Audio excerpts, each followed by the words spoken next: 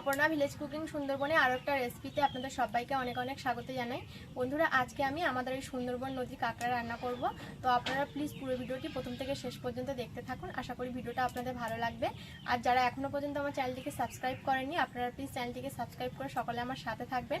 আর যে সকল বন্ধুরা আগে থেকেই চ্যানেলটিকে সাবস্ক্রাইব করে রেখেছেন, আপনাদেরকে অসংখ্য ধন্যবাদ। তো আসুন বন্ধুরা, এখন আমি কাঁকড়াগুলো কেটে নেব। তো দেখুন কতগুলো কাঁকড়া। তো সব কাঁকড়াগুলো রান্না করব না, এর মধ্যে থেকে বড় বড় কাঁকড়াগুলো বেছে নেব রান্নার জন্য।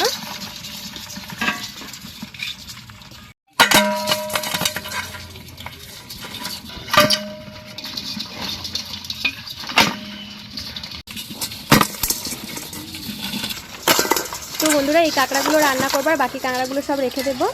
এবার এই কাঁকড়াগুলো এখন কেটে নেব।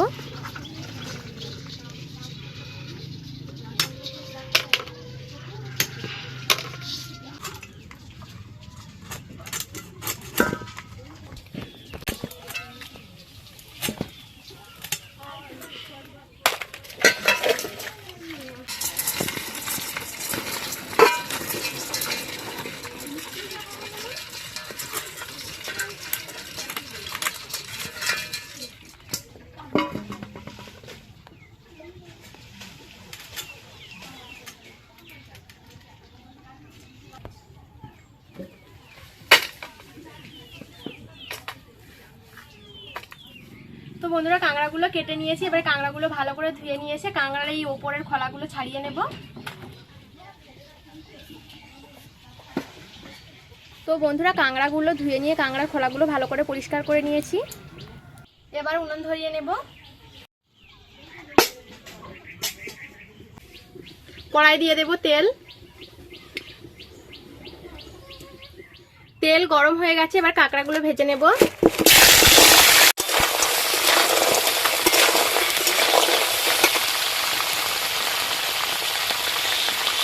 দিয়ে দেব লবণ, হলুদ গুঁড়ো,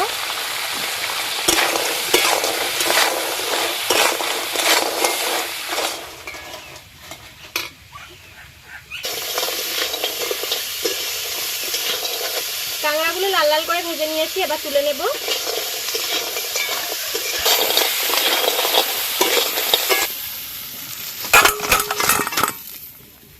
কড়াইতে আবারও দিয়ে দেব তেল। এবার দিয়ে দেব পেঁয়াজ কুচি,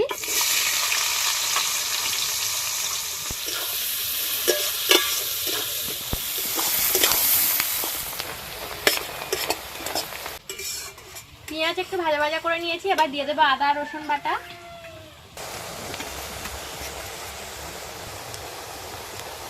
রসুন বাটা, আদা বাটা,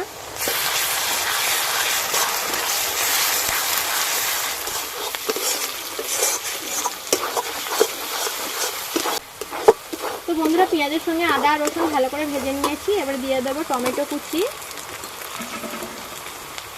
হলুদ গুঁড়ো, লঙ্কার গুঁড়ো, আর দিয়ে দেবো জিরে গুঁড়ো। এবার সব কিছু মশলা খুব ভালো করে কষে নেব।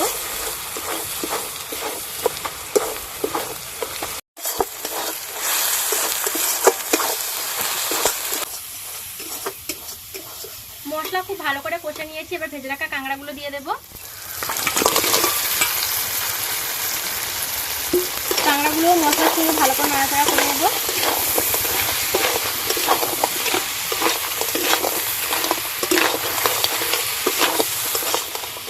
মশলার সঙ্গে কাঁকড়া খুব ভালো করে কষে নিয়েছি। এবার জল দিয়ে দেব।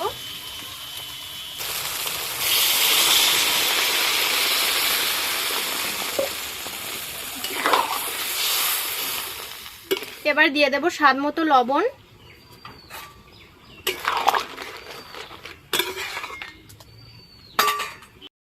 এবার ঢাকা দিয়ে কিছুক্ষণ ফুটিয়ে নিলে রান্নাটা একদম রেডি হয়ে যাবে।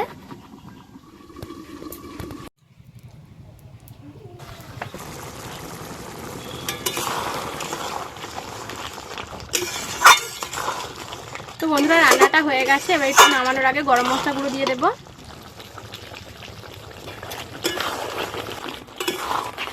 এবারে নামিয়ে নেব।